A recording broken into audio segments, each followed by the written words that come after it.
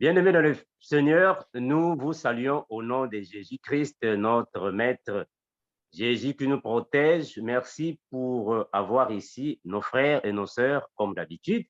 Nous venons ici pour adorer le Seigneur et aussi perfectionner les saints.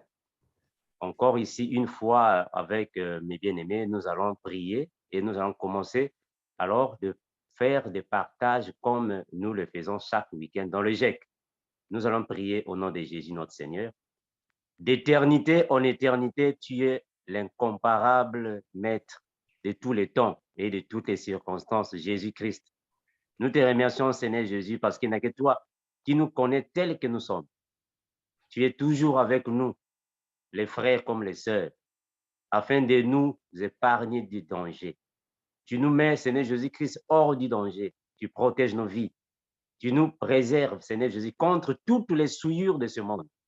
Tu prends soin de nous, Père, tu vérifies et tu viens prendre contrôle de nos familles, nos femmes, nos maris, nos enfants. Il n'y a que toi qui étends ta main puissante afin de nous arracher du danger. Merci Seigneur Jésus, sois avec tous mes frères et toutes mes sœurs. Béni garde, Père, dispose nos cœurs afin que nous puissions recevoir ta parole et la mettre en pratique, de la manière que nous puissions être prudents jusqu'à ce que tu reviendras pour nous prendre pour l'enlèvement. Béni garde, Père, nous te remercions infiniment. Ton magnifique nom, Seigneur Jésus, nous avons ainsi prié et nous disons Amen. Merci Seigneur. Mes bien-aimés, avant de commencer notre séance, nous allons donner la place au frère Franklin pour nous animer un peu, pour adorer le Seigneur. Et après, le frère Landry va nous donner aujourd'hui la nourriture spirituelle. Merci.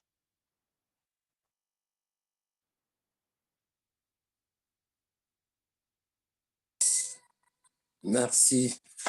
Merci. On va louer notre Seigneur Jésus-Christ, qui est notre Sauveur. Alléluia. Il est bon de louer Dieu, alléluia. Il est bon de louer Dieu, alléluia. Il est bon de louer Dieu. Louons-le, alléluia, louons-le. Il est bon de louer Dieu, alléluia. Il est bon de louer Dieu. Il est bon de louer Dieu. Louons-le, louons-le. Hosanna, il est bon de louer Dieu, alléluia. Alléluia, alléluia. Il est bon de louer Dieu, alléluia. Alléluia, alléluia. Il est bon d'adorer Dieu, alléluia. Il est bon d'adorer Dieu. Il est bon d'adorer Dieu, alléluia. Adorons-le, adorons-le. Hosanna, il est bon d'adorer Dieu, alléluia. Alléluia, alléluia.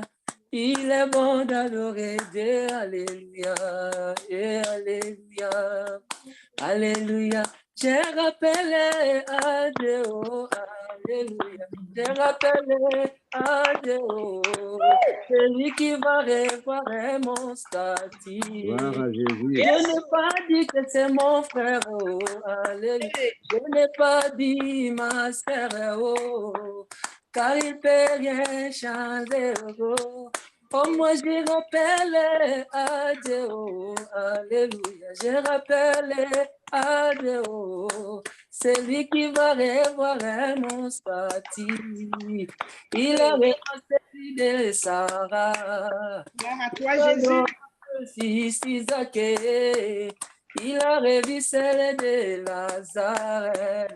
Après 4 jours dans le tombeau, je rappelle à Dieu, allez, oh, je rappelle à Dieu, c'est lui qui va revoir mon statut, c'est lui qui va revoir mon statut, allez, alléluia, allez, allez, alléluia. Allez, allez, alléluia. Là-haut, mon nom est écrit là-haut, là-bas, là-haut. mon nom est inscrit là-haut, là-bas. Là-haut, mon nom est inscrit là-haut, là-bas. Là-haut, mon nom est inscrit là-haut, là-bas. Là-haut, mon nom est inscrit là-haut, là-bas. Là-haut, mon nom est inscrit là. Mon nom est inscrit là-haut, là-bas. Mon nom est inscrit là-haut, là-bas. Est écrit. Oh, mon nom est inscrit là-haut, là-bas. Est écrit là-haut. Mon nom est inscrit là-haut, là-bas. Est écrit là-haut, là-bas. La nouvelle Jérusalem, moi je l'aime, je vais y aller.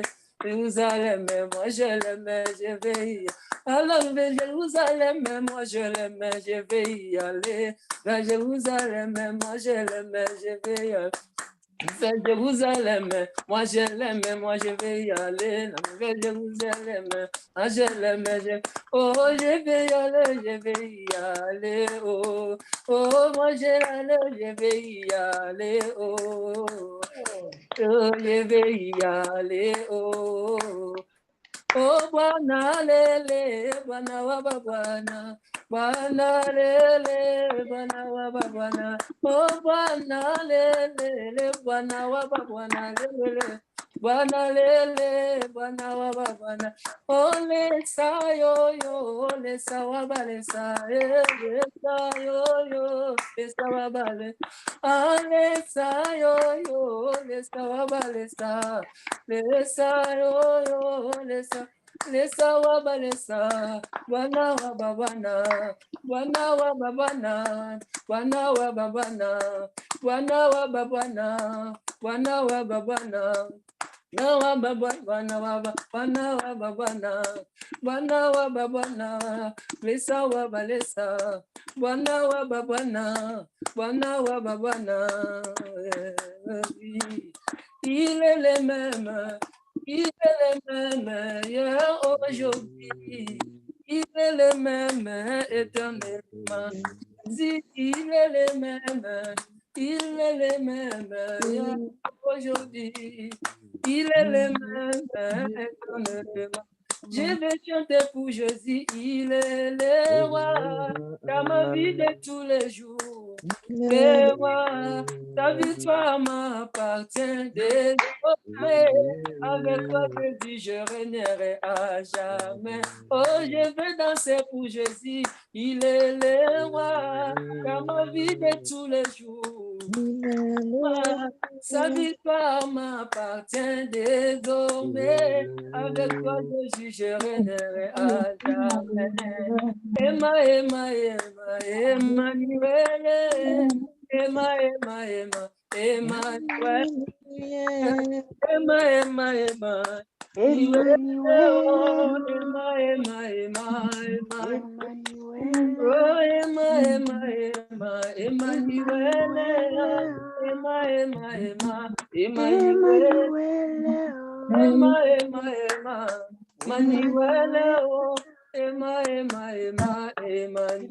Oh, l'air de la victoire, l'air de la vérité, a sonné dans mon cœur, que Jésus soit loué. L'air de la victoire, l'air de la vérité, a sonné dans mon cœur, que Jésus soit loué. Que Jésus soit loué dans la vérité, que Jésus soit loué dans la vérité. Que Jésus soit loué dans la vérité. Que Jésus soit loué dans la vérité. Dieu va faire encore, Dieu va faire encore. Dieu va faire encore. Il guérit les maladies, les morts. Il est puissant pour sauver, il ne change pas. Dieu va faire des prodiges, Dieu va faire. Alléluia, il guérit les malades, ressuscite les morts. Il est puissant pour sauver, il ne change pas. Des prodiges, et faire encore. Alléluia. Oh, Jésus. Merci Seigneur. Merci, merci Seigneur. Merci à tous. Merci le frère Franklin, que Dieu te bénisse encore et toujours. Gloire à Merci mes Jésus. bien-aimés pour être ici. Nous remercions à tous d'être ici présents. Nous voulons que Dieu puisse disposer nos cœurs afin que nous puissions recevoir la nourriture spirituelle. Et bien après, nous allons alors passer à nos partages que nous faisons chaque week-end. Merci, nous donnons la parole à notre bien-aimé, le frère Landry. Merci. Merci, frère Armando, que Dieu te bénisse. Merci, mon frère. Nous allons prier le Seigneur. Père éternel, nous te bénissons, nous te rendons grâce pour ce temps favorable que tu as disposé encore pour tes enfants que nous sommes. Nous prions, Père, que tu nous assistes encore par ton Esprit Saint pendant ce temps. Merci, Père. Vide, nous sommes venus, mais Seigneur, je crois que tu vas nous remplir à la fin de cette séance. Que toute la gloire te soit rendue, toi qui es un Dieu fidèle, au nom de Jésus. Amen. Mes bien-aimés, il est écrit dans la parole de Dieu qu'il y a un temps pour chaque chose sous le soleil. Il y a un temps pour naître, il y a un temps pour mourir, frère Olivier. Il y a un temps pour pleurer, mais il y a aussi un temps pour rire. Il y a un temps pour écouter la parole de Dieu. Il y a aussi un temps pour mettre la parole de Dieu en pratique, mes amis. Voilà pourquoi la Bible nous dit à juste titre, ne vous bornez pas à écouter la parole de Dieu, mais mettez-la en pratique. Ça, c'est un autre temps. Donc, chaque fois, nous venons écouter la parole de Dieu, mais le but final n'est pas seulement d'écouter, mais c'est de mettre en pratique ce que nous avons écouté. Que Dieu vous bénisse. Je voudrais en fait nous emmener dans un petit passage que nous connaissons tous. Je ne sais pas, frère Armando, si tu vas m'accompagner à la lecture ou s'il y a quelqu'un d'autre.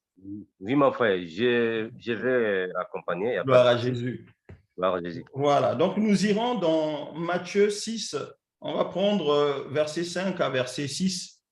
Matthieu 6, 5 à 6. 5 à 6. C'est un passage que nous connaissons très bien. Donc, il n'y aura pas grand-chose d'étonnant, mais nous croyons que Jésus va nous dire quelque chose encore. Nous sommes dans Matthieu chapitre 6, le verset 5 à 6. La Bible déclare ainsi. Lorsque tu pries, ne sois pas comme les hypocrites. Ils aiment prier debout dans les synagogues et au coin des rues pour être vus des hommes. Je vous le dis en vérité, ils ont leur récompense. Mais toi, quand tu pries, entre dans ta chambre, ferme la porte et prie ton Père qui est dans le lieu secret. Et ton Père qui voit dans le secret te le rendra. Gloire Amen. Gloire à Jésus. Voilà, mes amis. C'est-à-dire que moi, c'est le verset 6 en fait qui m'intéresse le plus. Mais quand tu pries, entre dans ta chambre, ferme ta porte et prie ton Père qui est là, dans le lieu secret, et ton Père qui voit dans le secret te le rendra. Mes amis, nous savons que notre Seigneur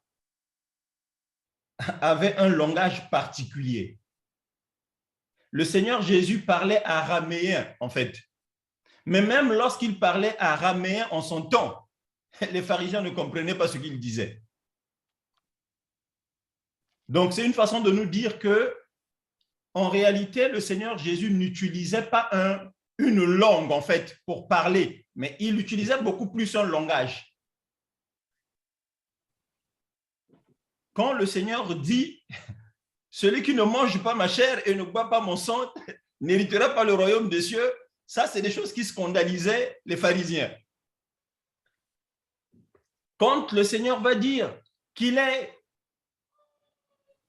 difficile à un homme riche d'entrer au ciel qu'à un chameau de passer par le trou d'une aiguille, mais c'est un langage que les gens ne comprenaient pas en son temps. Donc, le Seigneur avait un langage particulier. D'ailleurs, mes amis, en Jean 7, 46, il y a des huissiers qui vont dire « Jamais homme n'a parlé comme cet homme ». C'est-à-dire que le Seigneur parlait, mais le commun des mortels ne comprenait pas ce qu'il disait. Voilà pourquoi nous devons faire extrêmement attention au langage du Seigneur. Ce n'est pas pour rien que le Seigneur va nous dire ou va dire aux apôtres que je vous enverrai le consolateur, le Saint-Esprit, qui vous rappellera tout ce que je vous ai dit. Ou encore qui vous expliquera ce que je vous ai annoncé en fait. Parce que le Saint-Esprit, effectivement, est venu pour nous expliquer les paroles du Seigneur en fait. Qu'est-ce qu'il voulait dire quand il parlait? Donc ici, dans ce passage, mes bien-aimés, moi j'étais en train donc de méditer la parole et j'étais en train de lire « Mais quand tu pries, entre dans ta chambre, ferme ta porte et prie ton Père qui est là dans le lieu secret. Et ton Père qui voit dans le secret te le rendra. » Pour moi, ça a commencé à être des points d'interrogation. Est-ce que le Seigneur nous parle réellement d'une chambre? Parce que je me suis dit, j'ai pensé à 1 Thessaloniciens, c'est 1 Thessaloniciens, je pense. Frère Armando, c'est dans 1 Thessaloniciens qu'on évoque prier sans cesse. Voilà, prions sans cesse. Tu veux que j'aille là-bas? Ben oui, si tu peux trouver le verset. Okay. C'est juste pour nous rappeler. 1 Thessaloniciens 5, 17. 5, voilà. 16, 18. 1 Thessaloniciens 5, 17 va nous dire « Priez sans cesse ». Et le Seigneur va nous dire « Mais quand tu pries, entre dans ta chambre ». J'ai essayé de faire le parallèle entre ces deux passages-là.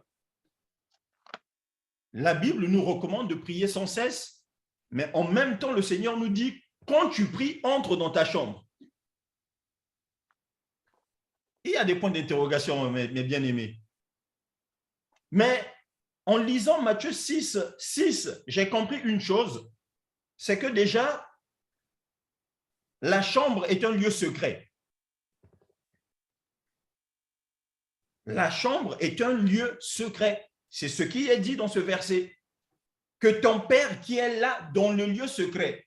Ça veut dire que le Père se trouve dans ce lieu secret-là, qui est la chambre. Mais maintenant, de quelle chambre nous parle la parole de Dieu? Nous savons une chose, c'est qu'une chambre se trouve dans une habitation. En fait, c'est une pièce dans une habitation.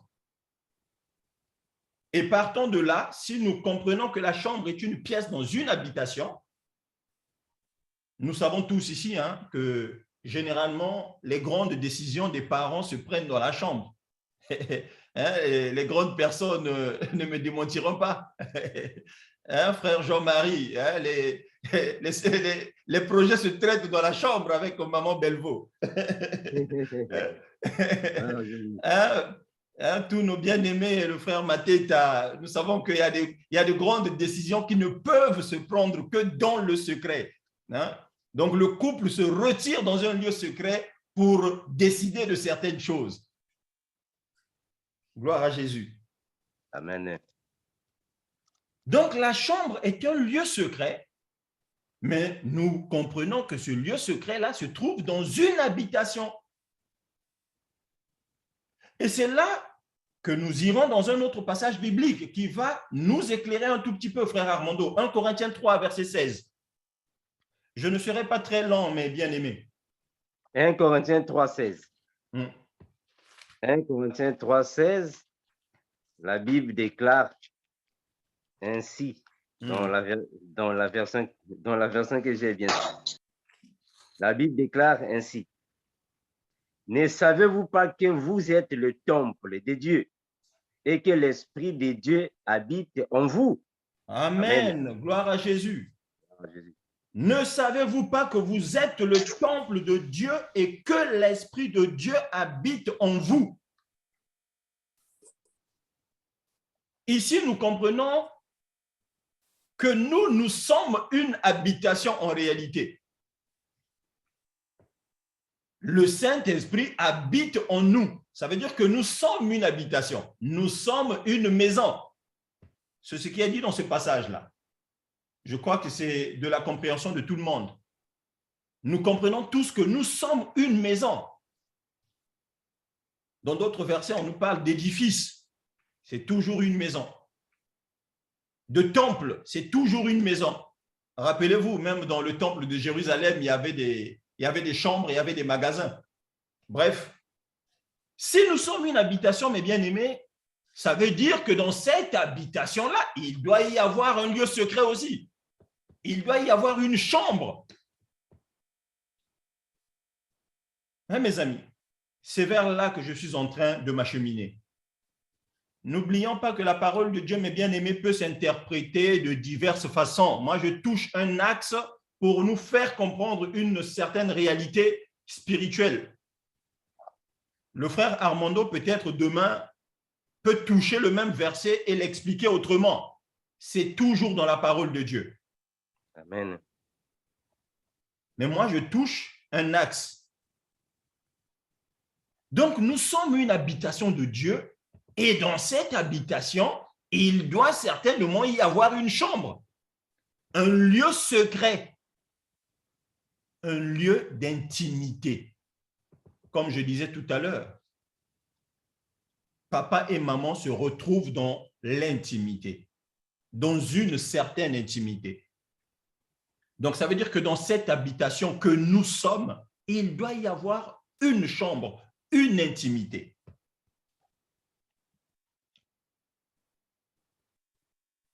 Nous avons dit que c'est de la chambre que sortent les secrets. C'est de la chambre que sortent les projets. Donc, tu rentres dedans, toi et ton époux, je parle des sœurs, ou du frère, tu rentres dedans avec ton épouse pour que vous fomentez les projets et que vous sortez pour les exposer dehors.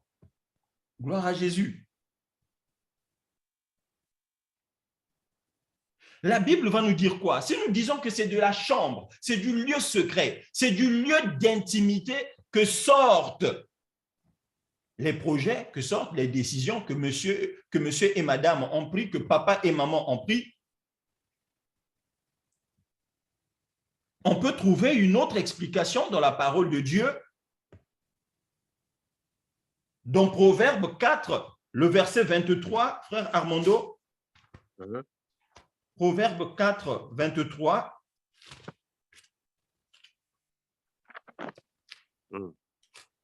Proverbe chapitre 4, le verset 23. C'est ça, non, mon frère? Okay. La Bible déclare ainsi.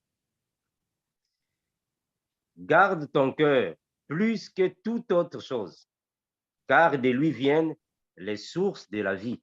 Alléluia. Oh, Jésus. Nous bénissons le Seigneur. Mais bien aimé, le cœur, c'est la chambre de notre habitation. C'est la chambre de l'habitation que nous sommes. C'est dans le cœur, en fait, que nous nous retirons avec l'époux. Il ne faut pas oublier que nous sommes l'épouse, mes amis. Donc, lorsque, avec notre époux, nous voulons discuter de projets, nous voulons prendre des décisions, nous nous retirons dans l'intimité, dans le lieu secret. Et ce lieu secret-là, mes bien-aimés, c'est notre cœur. Gloire à Jésus. La Bible nous dit ici que notre Père voit dans le lieu secret. C'est là-bas qu'il se trouve. Donc, c'est quand tu te retires dans ta chambre pour prier, que tu rentres en toi-même. Merci Seigneur. C'est quand tu rentres en toi-même que tu vas à la rencontre du Seigneur. Parce que le Seigneur, lui, il voit dans le lieu secret, dans ce lieu d'intimité-là. C'est là-bas que toi, en tant que femme, tu prends les décisions avec ton époux, qui est le Seigneur Jésus. Que Dieu soit béni. Donc, Proverbe 4, 23 nous dit, garde ton cœur plus que toute autre chose, car de lui viennent les sources de la vie.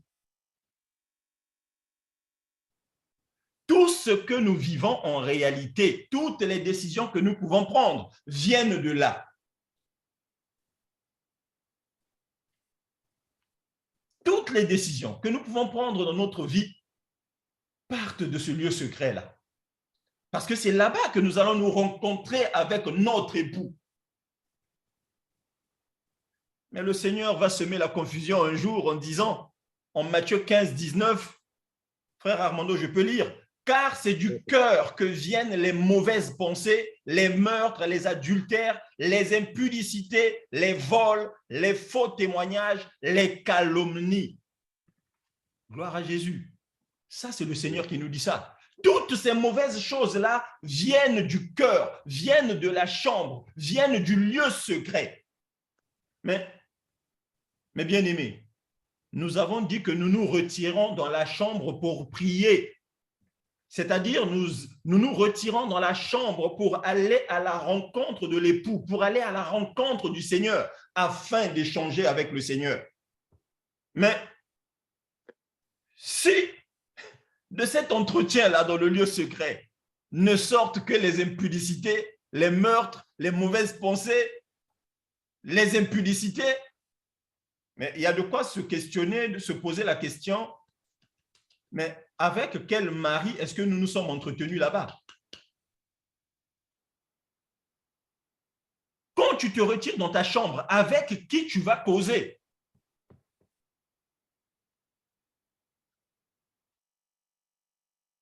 Quand tu te retires dans ta chambre pour prier ou pour réfléchir, je veux dire, ou pour prier, peu importe, mais avec qui tu vas t'entretenir? Parce que dans ce passage que nous avons lu dans Matthieu 6, on nous a dit que dans ce lieu secret-là, c'est là-bas que le Père voit, c'est là-bas que le Père regarde en fait. Mais pourquoi le Seigneur va nous dire que c'est de ce même lieu secret-là que sortent les mauvaises choses, les mauvaises pensées, les impudicités, les adultères, les vols, les faux témoignages, les calomnies? Ça nous fait penser que nombreux, en fait, ne se retirent pas dans le lieu secret pour parler avec le Seigneur Jésus. Il y a des gens qui ont des entretiens ou qui s'entretiennent avec quelqu'un d'autre. Il y a malheureusement des gens qui se retirent dans le lieu secret pour s'entretenir avec quelqu'un d'autre ou avec d'autres personnes, avec d'autres entités. Mais j'ose croire que nous, les enfants de Dieu, lorsque nous nous retirons dans l'intimité, lorsque nous nous retirons dans le lieu secret, c'est pour communier avec notre Père qui voit dans le secret.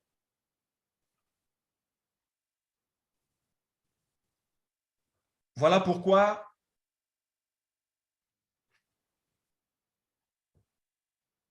Proverbe 4, 23 nous rappelle que tu dois garder ton cœur.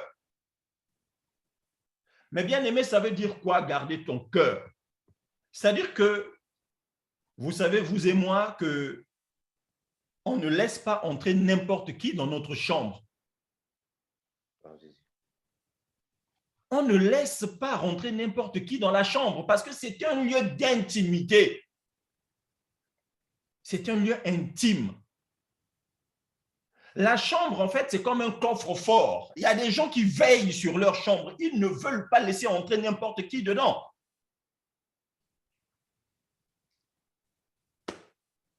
Malheureusement, mes bien-aimés, autant le chrétien va préserver ce lieu secret, autant il y a des personnes qui se sont prostituées et qui laissent entrer n'importe qui dans leur chambre.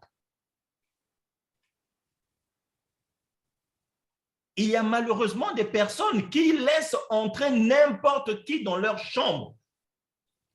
C'est-à-dire que leur cœur n'est plus un lieu intime, n'est plus un lieu secret, parce qu'ils ont laissé libre cours. C'est devenu la cour du roi Péto, comme on dit.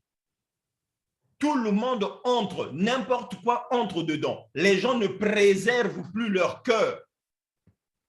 Voilà pourquoi de ce cœur-là peuvent sortir les mauvaises pensées, les impudicités, les vols, les adultères, simplement parce que, mes bien-aimés, on aura ouvert la porte de ce lieu d'intimité à n'importe qui.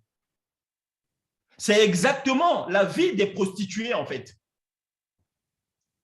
Mais rappelons-nous, mes bien-aimés, lorsque nous marchions encore dans le péché autrefois, mais nos cœurs n'étaient pas des lieux d'intimité. C'est tout qui rentrait dedans, c'est n'importe qui rentrait dedans. Ce n'était pas des lieux d'intimité. Voilà pourquoi nous avions une vie d'échec en échec avec le Seigneur. Mais pourquoi? Parce que le Seigneur n'était certainement pas là. Parce que si nous prenons conscience que nous sommes l'habitation de Dieu, pour que Dieu demeure dans cette habitation-là, mes bien-aimés, il faut que cette chambre-là soit sanctifiée. Il faut que cette chambre-là soit préservée, purifiée. Voilà pourquoi, mes bien-aimés, lorsque nous venons dans le Seigneur, la première chose que nous faisons, nous demandons au Seigneur de purifier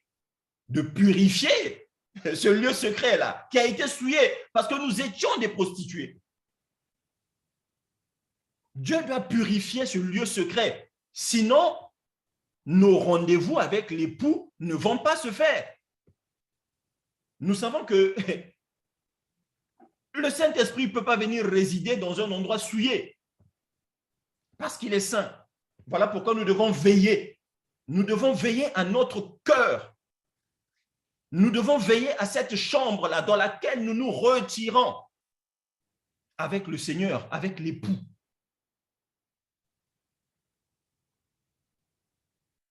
Rappelons-nous dans Apocalypse, il est dit, je me tiens à la porte et je frappe.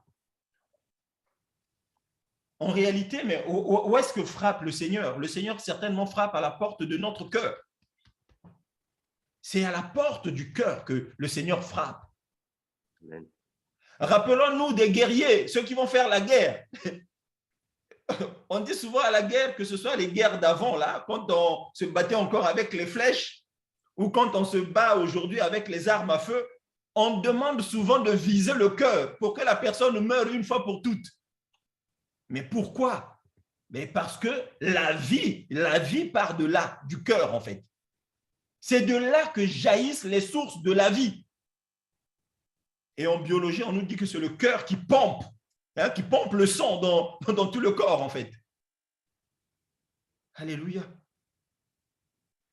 Mes amis, lorsque nous nous retirons dans le lieu secret, si ce lieu-là est préservé, si ce lieu-là est purifié, sanctifié, mes amis, il ne peut pas sortir de mauvaises pensées, il ne peut pas sortir des vols de là, il ne peut pas sortir de l'impudicité, il ne peut pas sortir, Seigneur, mes amis, des adultères. Mais si ce lieu-là est purifié, on a la garantie que notre Dieu est là, il veille. Il nous attend parce que cette chambre-là est préservée, elle est rangée, elle est propre, elle est pure, elle est sainte. Et le Seigneur prend plaisir à y demeurer et à nous y attendre en fait. Je disais, je ne serai pas lent, mes amis, lorsque Paul dit à 1 Thessaloniciens 5 là-bas que nous devons prier sans cesse, et que le Seigneur nous dit que quand tu pries, entre dans ta chambre. Mais mes amis, si notre chambre, c'est notre cœur, alléluia, ça veut dire que nous pouvons prier à n'importe quel moment, parce que cette chambre-là, nous la transportons avec nous. Alléluia. Mais si tu transportes ta chambre partout, quand tu es au boulot, toi qui es l'habitation, c'est-à-dire que quand tu vas travailler, c'est l'habitation qui va au travail, en fait. Et cette habitation-là, tu as ta chambre avec toi. Ça veut dire qu'à tout moment, tu peux te retirer dans ta chambre. Tu peux rentrer en toi-même pour aller chercher dans la profondeur de ton cœur ce que tu as envie de dire à ton Dieu. Mes amis, quand tu prends les transports, c'est l'habitation de Dieu qui se déplace. Et ta chambre est toujours avec toi. Tu peux avoir des écouteurs dans le train, tu as un gros casque, les gens voient que tu as un casque, mais dans le fond, toi, tu es dans la chambre en fait. Mais les gens ne voient pas que tu es dans une chambre. Alléluia. Les gens ne voient pas que tu es dans ta chambre, en fait. Est-ce que nous voyons combien Dieu est merveilleux, mes amis? Nous marchons, nous vaquons à nos occupations, nous nous déplaçons toute la journée. Mais gloire à Jésus, nous transportons le lieu secret avec nous. Le Seigneur est là, il est avec nous en fait, parce que le lieu secret là, nous le transportons avec nous.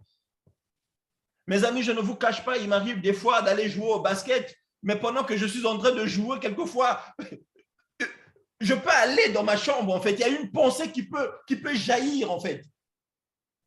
Et je peux parler au Seigneur pendant que je suis en train de faire mon sport. Une pensée peut surgir pendant que je suis en train de travailler et je nourris une pensée pieuse pour le Seigneur. Mes amis, c'est ça en fait. C'est ça que le Seigneur Jésus voulait nous dire. Voilà pourquoi les pharisiens ne pouvaient pas comprendre son langage. Quand il a parlé de chambre, il y a des gens qui se sont dit, mais comment on va faire? Mais comment? Donc si je suis loin de ma maison, je ne peux pas prier parce que ma chambre est loin? Non, mes amis. Le Seigneur avait un autre langage. Le Seigneur avait un langage. Il ne parlait pas en langue, mais il parlait un langage. Et ce langage-là était voilé pour ceux qui n'avaient pas la connaissance, pour ceux qui n'avaient pas le Saint-Esprit. Mais je bénis Dieu de ce que toi et moi, nous avons reçu le Saint-Esprit. Alléluia. Nous avons reçu le Saint-Esprit. Voilà pourquoi nous connaissons ces choses. Il vous a été donné à vous de connaître ces choses, mais pas à eux. Nous avons reçu l'Esprit du Seigneur. Voilà pourquoi il y a des choses aujourd'hui que le monde ne comprend pas, mais que nous comprenons. Et la Bible nous dit, mes amis, notre foi est une folie pour ceux qui périssent. Alléluia. Mais comment tu vas expliquer à un païen que tu transportes le Seigneur avec toi? Il va te prendre pour un malade mental. Il y a des gens aujourd'hui qui viennent d'arriver dans le Seigneur qui se posent la question, mais comment je vais faire pour prier sans cesse? Mais je ne sais pas quel est ce frère-là qui me disait une fois, « Frère Landry, je passe tout le temps au travail, je commence le matin jusqu'au soir, mais comment? Je n'ai pas le temps de prier. » J'ai dit, mon frère, c'est parce que tu ne veux pas prier. Travailler ne peut pas t'empêcher de prier parce que le lieu secret est avec toi. Alléluia. À tout moment, tu peux entrer dans le lieu secret, aller à la rencontre de l'époux pour discuter avec lui. Et quand tu sors de là, tu sors avec une décision. Quand tu sors de là, de la chambre, quand tu as discuté avec l'époux, tu sors de là, tu sors avec de bonnes choses. Ce ne sera pas des mauvaises pensées, mais ce seront des pensées pures. Ce ne sera pas l'adultère, mais ce sera la fidélité. Ce ne sera pas le vol, mais ce sera l'intégrité. C'est ça la différence entre les enfants de Dieu, les enfants de lumière que nous sommes et les enfants des ténèbres, mes amis. Je ne veux pas m'étendre, comme je disais, je veux m'arrêter peut-être par là. Le Seigneur complétera ce message. J'ai juste voulu nous faire passer un message ce soir en nous disant que notre Seigneur avait un langage particulier. Ne lisez pas la Bible en français, mes amis. Le Seigneur ne parlait pas français, encore moins araméen. Ou plutôt, il parlait en araméen, mais ce qu'il disait était caché, était voilé. Mais il a dit, le Saint-Esprit viendra. Il vous rappellera toutes choses. Et nous nous rappelons. Ah bon? Donc, lorsque le Seigneur nous parlait d'entrer dans la chambre, en réalité, il disait que nous devons rentrer en nous-mêmes. Waouh! Et cette réalité-là, mes amis, c'est le Saint-Esprit qui nous révèle ces choses. Que Dieu vous bénisse. Veillons sur nos cœurs, parce que c'est là le lieu secret. C'est là que nous allons à la rencontre de l'époux. Voilà pourquoi à chaque instant, je crois que ce soir, Dieu a fait du bien à quelqu'un. Le Saint-Esprit a parlé à quelqu'un ce soir et que nombreux réalisent maintenant pourquoi ce n'était pas une folie de prier sans cesse. Maintenant, nous pouvons prier sans cesse. Nous ne nous posons plus la question, mais mon frère, mais je fais comment? À quel moment je veux prier? Les enfants m'embêtent tout le temps.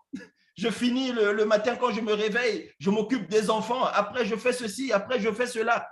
Ma sœur, quand tu vas à tes occupations, sache que le Saint-Esprit est là. Sache que tu transportes la chambre avec toi et qu'à tout moment, tu peux faire un tour dans ta maison, dans le lieu secret, avoir quelques mots d'échange avec l'époux. Il est là dans le lieu secret. On dit il est là-bas dans le lieu secret.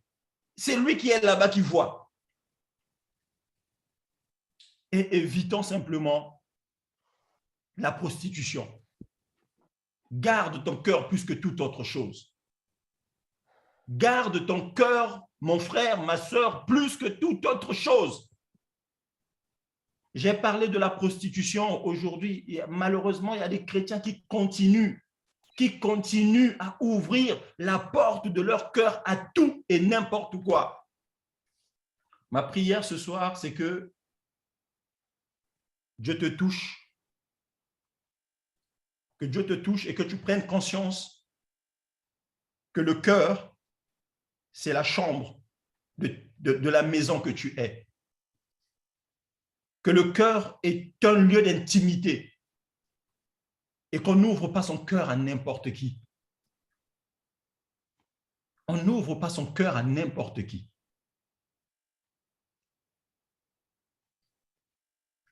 Le monde ne vous enseigne-t-il pas? Nous n'ouvrons pas nos chambres à coucher à n'importe qui.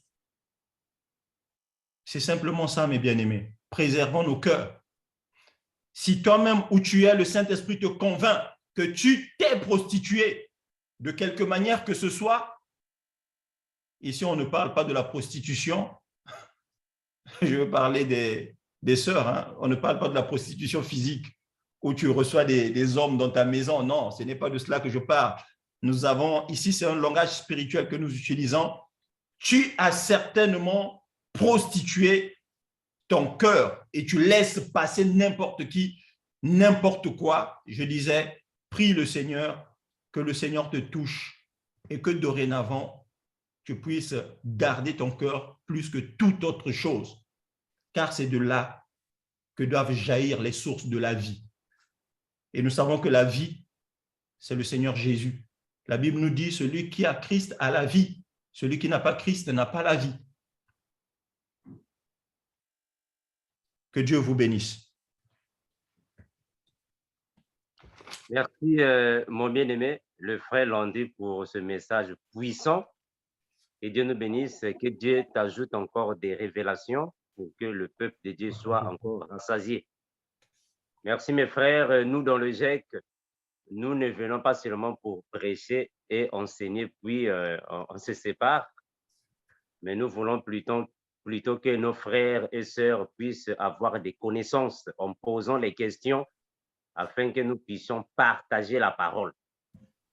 Merci, mes frères. S'il y a des questions à poser, s'il y a des commentaires à faire, s'il y a des sujets qui dépassent nos frères, nous sommes ici pour partager la parole.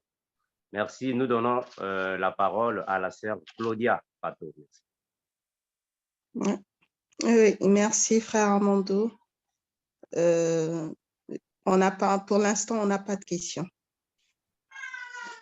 Moi, j'ai une question, s'il vous plaît. Bonjour, bonsoir. Nous n'arrivons pas à trouver là où on lève la main ici. C'est pour ça que je me permets de toujours parler sans lever la main. Vous allez nous excuser. On est en train de rechercher, on a un portable, mais on n'arrive pas à trouver là où on lève la main. Je voudrais d'abord remercier mon fils frère Landry pour le message, vraiment, ce message qui va tout droit dans nos cœurs.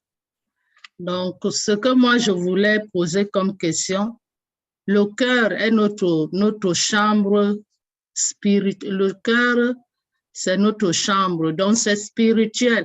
Et notre chambre physique dans notre maison. Notre chambre physique dans notre maison. Quand on fait des choses entre un homme et une femme, des choses qui n'honorent pas, qui ne glorifient pas Dieu, c'est aussi, comment dire, c'est péché aussi. Peut-être prendre des positions, parce qu'il faut qu'on appelle les choses par les noms, prendre des positions, bien faire des choses, s'accoupler comme Dieu ne nous demande pas de nous accoupler. C'est aussi un péché, non? C'est comme vous venez de parler là. Voilà. Maman Belvaux, merci pour la question. Après, je vais donner la parole au bien-aimé, au frère Landry. Au fait, nous comprenons que les positions sexuelles, ou soit la manière de faire les rapports sexuels entre un homme et une femme n'est pas un sujet qui dépend de l'Église, mais c'est plutôt un sujet qui dépend du couple. Amen. Donc, le couple doit avoir l'Esprit Saint pour que l'Esprit leur dirige. C'est l'Esprit qui dirige le couple. C'est ce que la Bible nous dit. Il y a un terme biblique, que nous donnons souvent face à des questions qui correspondent alors en fait au couple. Le terme que la Bible utilise, c'est le terme que nous allons prendre ici dans la Bible, ce qui est un commun accord. J'espère que, voilà, j'avais en fait parlé ça dans une vidéo. J'ai parlé d'un commun accord. Voilà, le commun accord, le frère Landry va nous aider avec ces versets bibliques. Le commun accord signifie tout simplement que papa et maman doivent s'entendre. Vous vous entendez pour que cela soit un plaisir, un bonheur, une chose agréable pour les deux. Et vous avancez.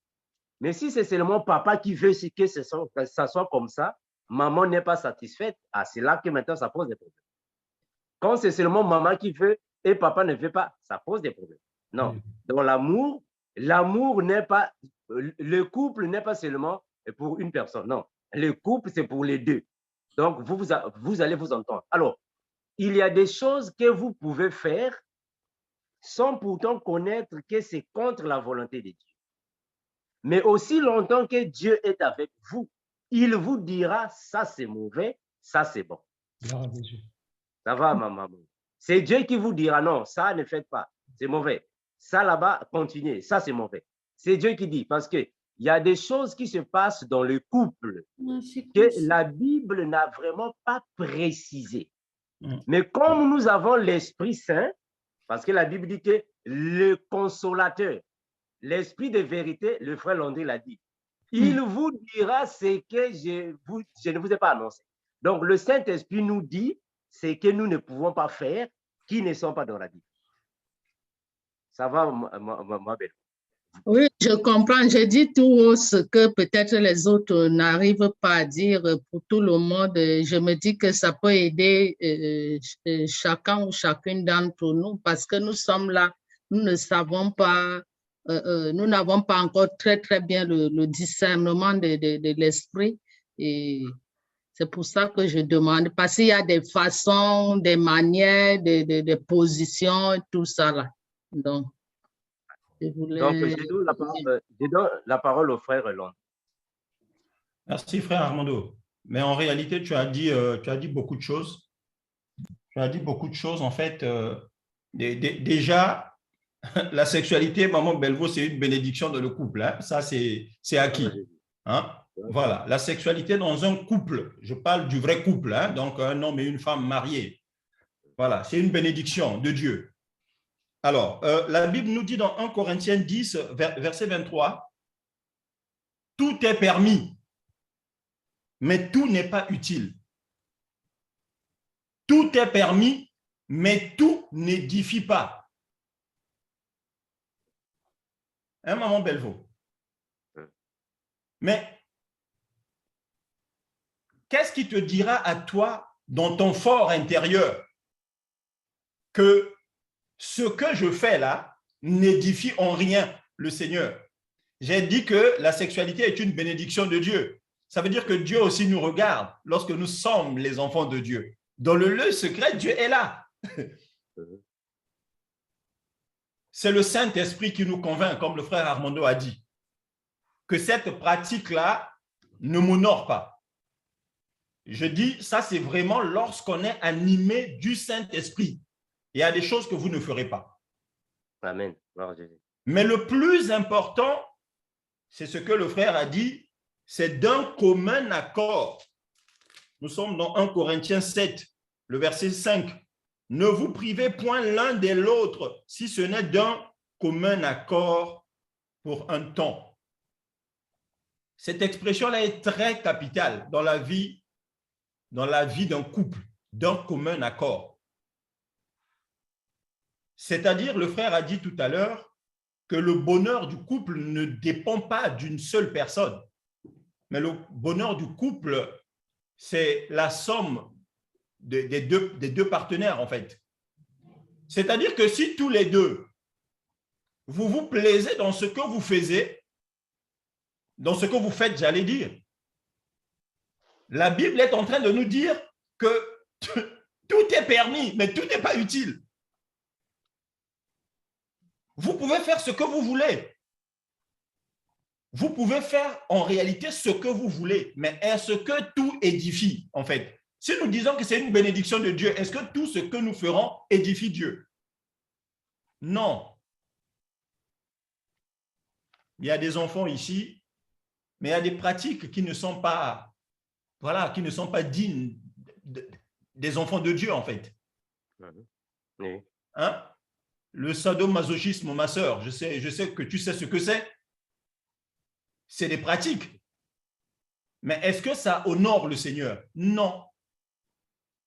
Et ces choses-là, c'est le Saint-Esprit en nous qui nous convainc de ces choses-là, que ça, ce n'est pas pour la gloire de Dieu. Nous ne ferons pas ça. Voilà ce que je peux compléter, frère Armando. Merci, frère Landry, pour l'intervention. La sœur Claudia. Frère Armando, juste pour dire à maman Belvaux, hein, si jamais elle veut creuser encore, hein, on peut toutefois en parler en privé. Très bien. Voilà, j'espère que maman Belvaux a le numéro du frère Landry. Le frère Landry est là. Le frère Jean-Marie aussi est là. Donc, s'il y a moyen, contactez le frère Landry pour en discuter. Voilà. Merci, mes bien-aimés. Bon, mes frères, ça, en fait, le sujet de maman Belvaux n'est pas le sujet d'aujourd'hui. Nous voulons revenir sur l'exhortation ou la prédication du frère Landry. Merci. Nous donnons la parole à la sœur Claudia. Merci. Ok. La sœur Fatoumata. Oui, merci ma sœur Claudia. Bonjour frères et sœurs. Bonjour le frère Armando. Bonjour frère Landry. Sois richement béni. Je n'ai pas de questions. En fait, je voulais donner juste un verset, 1 Corinthiens 3, verset 16, s'il vous plaît, si vous pouvez lire. 1 Corinthiens 3, 16, c'est ça? Oui, s'il vous plaît. Voilà. 1 Corinthiens 3, 16, la Bible déclare ainsi. Ne savez-vous pas que vous êtes le temple de Dieu et que l'Esprit de Dieu habite en vous? Amen. Vous pouvez continuer 17, mon frère. 17. Si quelqu'un détruit le temple de Dieu, Dieu le détruira, car le temple de Dieu est saint et c'est ce que vous êtes. Amen. Amen. Et juste ce verset-là, vraiment, sois richement béni, frère Landry. Gloire à Jésus. Amen. Gloire à Jésus. Merci, sœur Fatoumata, pour ce verset. La sœur Claudia. Je donne la parole à la sœur Denise Api.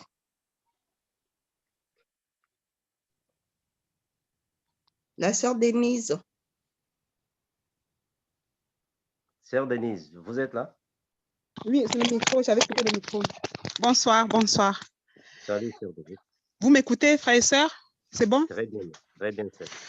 Je vous appelle, est-ce que je peux lire un verset ou bien je vous laisse lire parce qu'il y a un thème que je ne comprends pas sur Romains 26, Romains 8, verset 26.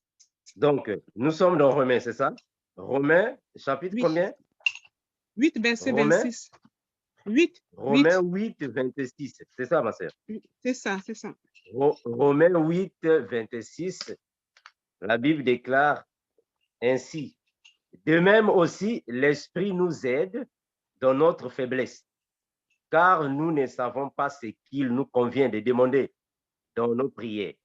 Mais l'Esprit lui-même intercède par des soupirs inexprimables.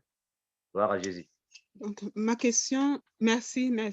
Ma question est de savoir si le soupir inexprimable, est-ce que c'est le parler en langue? Non, ma sœur. Donc, je ne sais pas comment est-ce que l'Esprit peut nous inspirer de cette façon. Comment est-ce qu'on peut découvrir? Parce que je me suis dit, quand je suis souvent allée dans les églises, on m'a souvent dit, c'est lorsque le Saint-Esprit te pousse à parler en langue, donc oriente ta prière sur des sujets que tu ne connais pas. Et quand j'ai lu cette parole, je me dis, ça ne peut pas être vrai. Est-ce que j'aimerais avoir la réponse par rapport à ça? Bon, ma sœur, déjà, nous disons que les soupirs inexprimables ne signifient même pas le parler en langue. C'est une mauvaise interprétation. Soupir inexprimable, je vais lire ça dans une autre version, afin que, parce que ce qui fait mal aux chrétiens, c'est le fait d'être attaché à une seule tradition biblique. Quand vous avez seulement une seule tradition biblique, une seule version de la Bible, vous allez vous concentrer sur parfois des mots qui sont mal interprétés. Cherchez un peu de prendre d'autres versions, vous allez avoir voilà, le sens du mot. Mais ce n'est pas le parler en langue, c'est pas ça. Je suis dans une autre version, je vais lire ça. Romains chapitre 8, le verset 26, pardon. La Bible déclare ainsi. Hein? Romains 8, 26. Ici, on nous dit ceci. De même, l'Esprit Saint aussi nous vient en aide parce que nous sommes faibles. En effet, nous ne savons pas prier comme il faut, mais l'Esprit lui-même prie Dieu en notre faveur avec des supplications qu'aucune parole ne peut exprimer. Alors, ceci ne signifie pas le parler en langue. Cela signifie que quand nous sommes en train de prier, il y a des moments, les mots nous manquent, les mots nous échappent. Mais l'Esprit Saint nous aide d'avoir les mots. Bon, cela arrive à plusieurs parmi nous. En priant, parfois, il y a des mots qui peuvent t'échapper dans la bouche. Mais l'Esprit Saint nous aide d'avoir des mots. C'est comme s'il y aura des mots qui vont commencer à défiler devant nous. C'est ça, les soupirs inexprimables. Donc, l'Esprit nous parle. L'Esprit nous aide d'avoir un raisonnement, d'avoir les mots à exprimer. Mais cela ne signifie pas le parler en langue. Non, ce n'est pas le parler en langue. Non, ce n'est pas ça. Parce que tout enfant de Dieu a l'Esprit Saint. Et tout enfant de Dieu ne parle pas en langue. Parce que là, ils font allusion au fait parler en langue des anges. Non, ce n'est pas ça. Ce n'est pas ça. Ce n'est pas de parler en langue des anges. Tout enfant de Dieu qui a l'Esprit Saint lui aide. On a même aussi un verset biblique qui dit ceci. Je vais aller là-bas. Je vais aller là-bas. Nous sommes dans Matthieu. Voilà, dans Matthieu. Voilà, ici au moins c'est encore clair. Matthieu chapitre 5. Hein? Matthieu chapitre 5, le verset 29 et 30. Je crois 29 et 30. Attendez. Matthieu 5, 29 et 30. Ça va aussi nous aider. Ou soit, voilà. Attends, ma soeur. Je vais chercher un verset qui correspond à cela et on va comprendre que ce n'est pas ce qui est dit dans ces églises-là. Ce n'est pas ça. Voilà, prenons Matthieu 10, 28 à 20. OK. Je vais prendre ça, Matthieu chapitre 10. Donnez-moi juste un peu de temps. Matthieu chapitre 10, le verset 18 à 28. Hein? OK. La Bible déclare ainsi, 18, je prends 18 à 20. La Bible dit ainsi, mais quand on vous fera arrêter, ne vous inquiétez ni de la manière dont vous parlerez. Voilà, c'est même ça. Mais quand on vous fera arrêter, ne vous inquiétez pas ni de la manière dont vous parlerez, ni de ce que vous direz. Ce que vous aurez à dire vous sera donné à l'heure même, au moment même. En effet, ce n'est pas vous qui parlerez, mais c'est l'Esprit de votre Père qui parlera en vous. Voilà, c'est même ça. C'est ça qu'on appelle par les soupirs inexprimables. C'est-à-dire que vous pouvez vous retrouver en fait, devant, dans l'interview, au tribunal, à la justice, devant une assemblée, en train de faire une vidéo. Voilà, les paroles que vous allez exprimer, parfois ne viennent pas de vous, mais c'est l'Esprit qui vous inspire et vous prononcez ces paroles. Mais ces paroles-là ne signifient pas le parler en langue, non, parce qu'ici, on dit que l'Esprit vous parlera. Est-ce que tu iras parler en langue là-bas au tribunal ou à la justice? Tu vas là-bas parler en langue, non? Tu ne vas pas là-bas parler en langue, non? C'est comme si on t'invite dans une compagnie, c'est-à-dire on t'appelle dans une compagnie pour aller passer l'interview.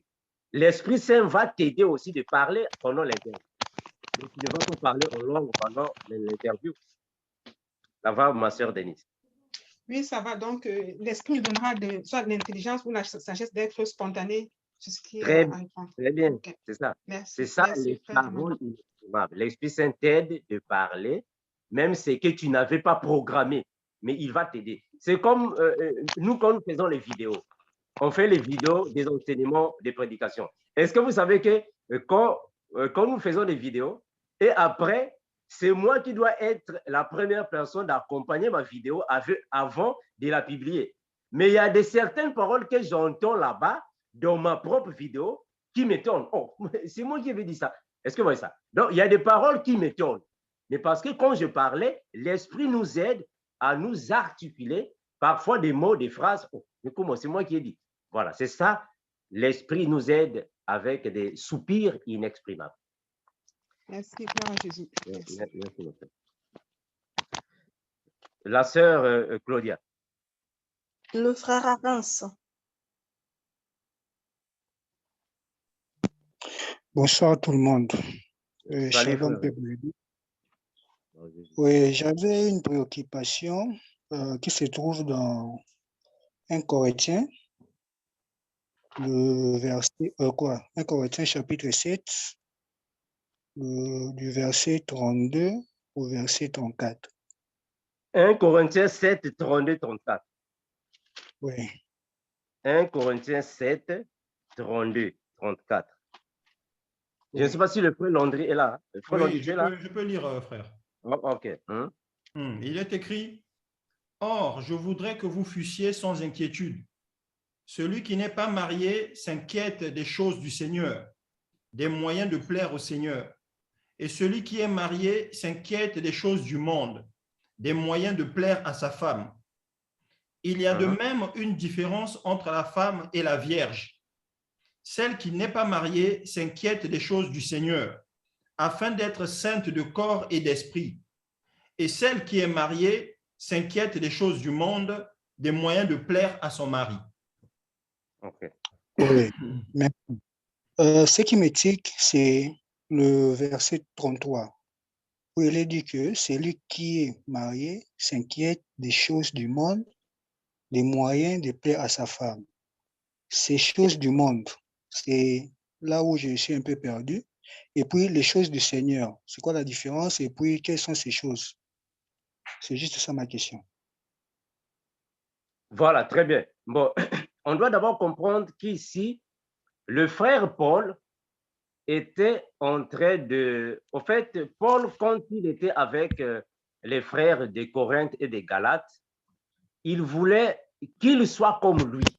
Voilà, en fait, voilà pourquoi nous avons Galates chapitre 4, le verset 12. Frère, est-ce que tu peux prendre Galates 4, 12, puis on va revenir ici.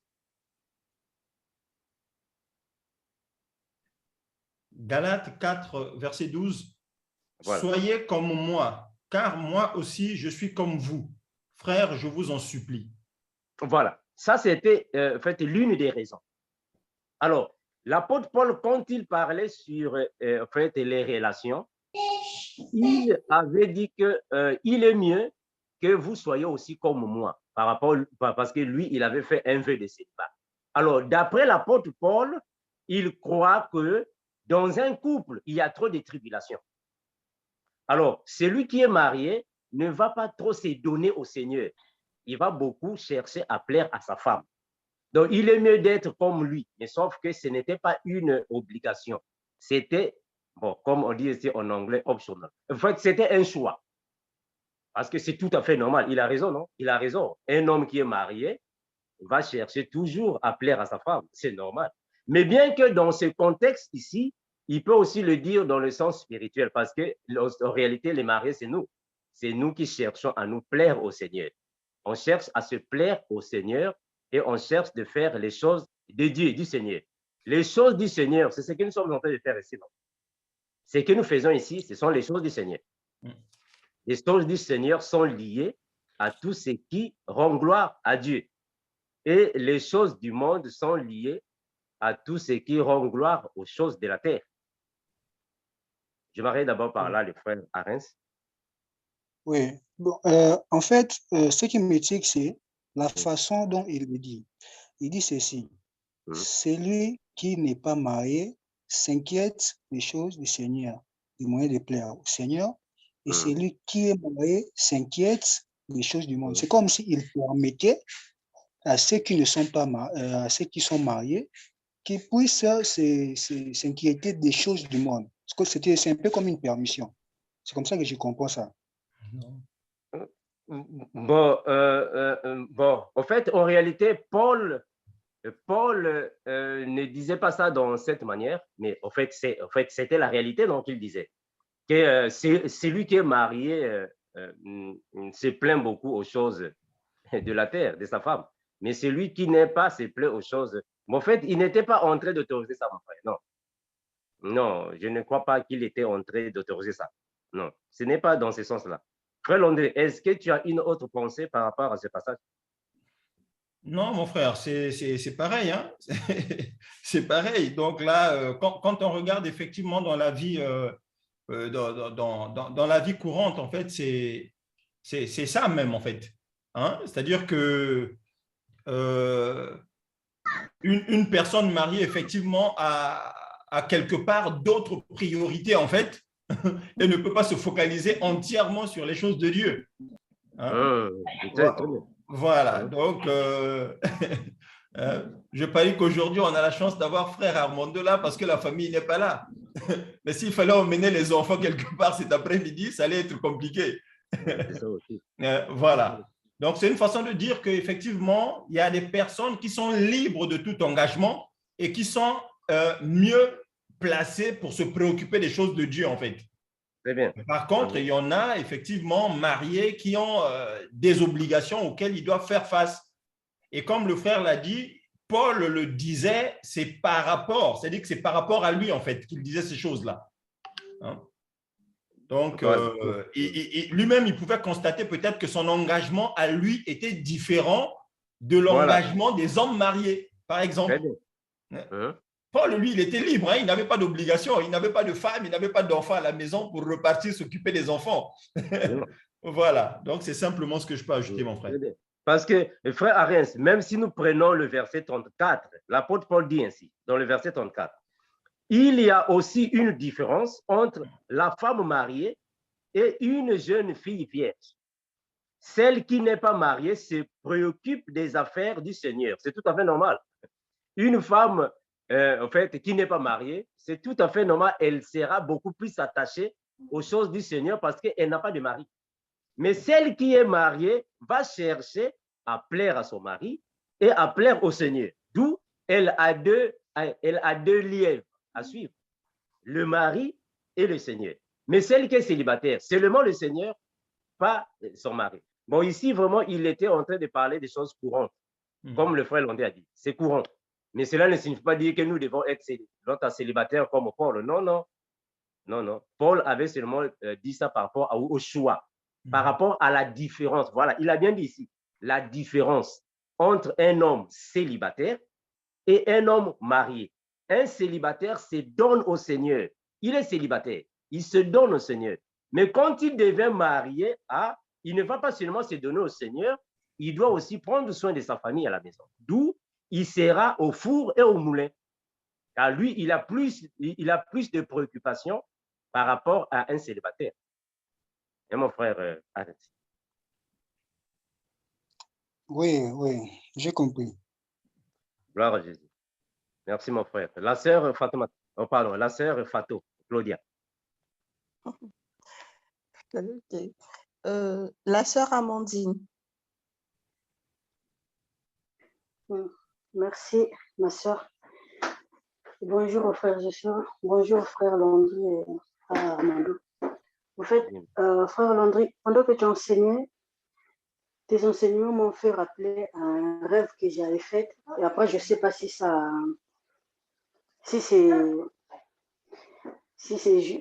comment dirais-je, si ça coïncide à la parole, à l'enseignement que tu nous as donné, ou c'est juste. Au fait, hier soir, j'ai rêvé qu'il y avait des personnes qui couraient, mais ces personnes-là couraient parce qu'il y avait la terre qui s'ouvrait.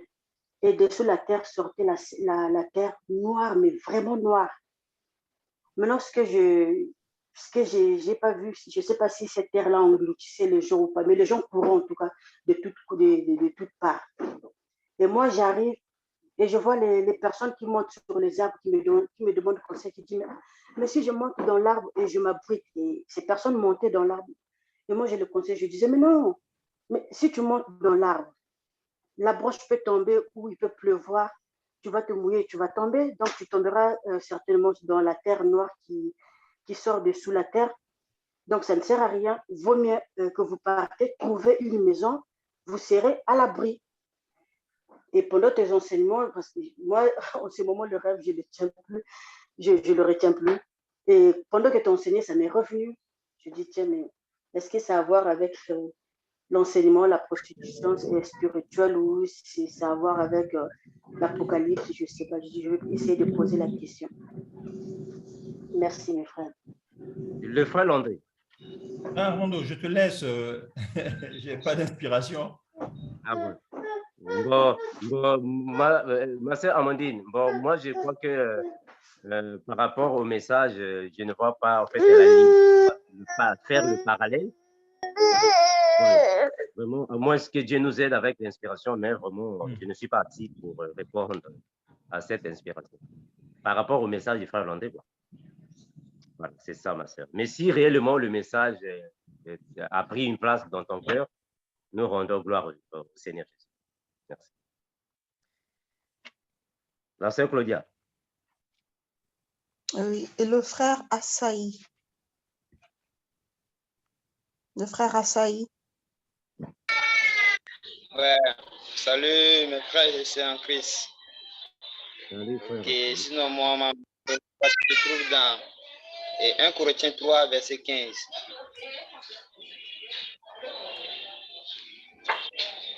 Un Corinthiens 3, 15. Oui. Voilà. Frère Assaï.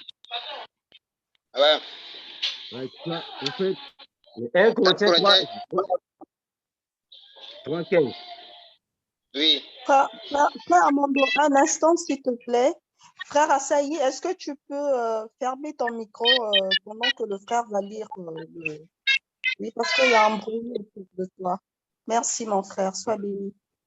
Bon, frère Assaï, on a dit ici dans 1 Corinthiens 3, 15. Si son œuvre brûle, il perdra sa récompense. Lui-même sera sauvé, mais comme au travers d'un feu. C'est ça. Non, on ne t'écoute pas, mon frère. On ne t'écoute pas. Ok, je veux un peu d'explication sur ce sujet, sur ce verset, quoi. Voilà. Maintenant, il faut d'abord comprendre, le sujet ici. Ça va, non? On ne peut pas seulement prendre un seul verset. On doit remonter. Que dit la parole? Je vais prendre le verset 12. Que l'on construise sur ce fondement avec de l'or, de l'argent, des pierres précieuses, du bois, du foin et de la paille. Ça, ce sont des éléments spirituels. Hein? Ce n'est pas physique, c'est spirituel. L'œuvre de chacun sera dévoilée. Le jour du jugement le fera connaître. L'œuvre de chacun sera dévoilée. Le jour du jugement le fera connaître. Ici, on parle des fruits. C'est-à-dire que c'est ce que tu fais ici sur la terre. Les fruits, tes fruits à toi. Ça va, non? On comprend déjà les fruits. Ton comportement, ton caractère, ce que tu fais ici sur la terre sera dévoilé pendant le jugement. Ça va, non? Car elle se révélera dans le feu et l'épreuve du feu indiquera ce qu'il faut, l'œuvre de chacun. Si l'œuvre que quelqu'un a construite sur le fondement subsiste, il recevra une récompense. L'œuvre ici qu'on dit ici, c'est ce que tu fais dans le Seigneur. Ce que tu fais pour le Seigneur, c'est une œuvre. Ça va, non? Alors, si tu réussis jusqu'à la fin de ta course, jusqu'à la fin de ta vie, tu vas recevoir une récompense. Dieu va te récompenser par rapport à tout ce que tu as fait. Maintenant, si jusqu'à la fin de ta course, tu n'as produit aucun fruit, ton œuvre aussi, en fait, sera brûlée. C'est-à-dire que ce que tu as fait, tu ne vas pas gagner une récompense de Dieu par rapport à la mission qui t'avait été confiée. Parce qu'on avait dit dernièrement que nous, ici sur la terre, nous avons une mission. C'est lui qui continue sa vie et qui mène alors à bon train sa mission, il va recevoir des récompenses à la fin. Bien qu'il faut passer par le feu. Le feu, là, signifie tout simplement les tribulations, les souffrances, les difficultés. C'est ça, passer par le feu. Les souffrances, les tribulations, le brisement, c'est ça le feu. Alors, aussi longtemps que tu meurs dans le Seigneur, avec ta mission bien faite, avec tes œuvres bien accomplies, tu vas recevoir alors ta récompense que le Seigneur a promis. Nous savons que nos récompenses, ce sont les villes que nous allons alors juger. Parce qu'on avait déjà parlé sur le jugement des nations. Nous serons récompensés par le Seigneur. Mais chacun de nous aura sa récompense par rapport à ta marche dans le Seigneur. C'est ça, mon frère Assaï. C'est ce que Paul est en train ici de dire. Si le Seigneur t'a donné un ministère, le Seigneur t'a donné un don, il faut que tu exerces ce ministère. Tu dois exercer ces dons selon la parole. Une fois que tu meurs avec ta mission accomplie, alors tu vas recevoir ta récompense. Mais si tu meurs sans avoir accompli ta mission, tu seras appelé un serviteur inutile. Et on connaît tous ce que le Seigneur Jésus fera avec le serviteur inutile. Matthieu chapitre 5. Le serviteur inutile sera jeté à l'extérieur. C'est lui le serviteur inutile parce qu'il n'a pas accompli la mission qui lui avait été confiée. Donc ici, il est en train de parler sur les récompenses. La course que nous avons, la mission d'un homme de Dieu, un serviteur de Dieu, une servante de Dieu. Ça va, non, mon frère Assaï? Tu as compris? La sœur Claudia. Oui, frère Armando. Nous n'avons plus de questions. Voilà, merci. J'espère que nous allons, en fait, à la fin. Le frère Landry, est-ce qu'il y a un dernier mot, frère Landry? Non, mon frère, ça va. OK. Merci, mes bien-aimés. J'espère que nous sommes à la fin. Merci à tous ceux qui nous ont suivis. Comme nous disons toujours, que nous nous réunissons chaque samedi, dimanche. Dans le GEC, nous faisons des partages bibliques et nous avons aussi des séances de prière chaque début et fin du mois. Nous sommes ici, appelez-nous s'il y a un moyen afin que nous puissions partager la parole avec tout le monde. Nous allons prier pour nous séparer. Prions pour nous séparer. Père éternel, nous te remercions infiniment, toi qui fortifies tes enfants, toi qui es avec nous, tu nous connais tels que nous sommes. Bénis, garde tous les frères et toutes les sœurs qui sont ici présents et ceux qui sont à la maison qui ne sont pas venus, Père. Sois avec nous tous afin que nous puissions comprendre ta parole et être prêts pour l'enlèvement. Ton magnifique nom, Père, nous avons ainsi prié et nous disons au nom de Jésus notre Seigneur. Amen. Amen. Merci mes bien-aimés. Nous allons rester pour le frère Olivier. Merci le frère Logan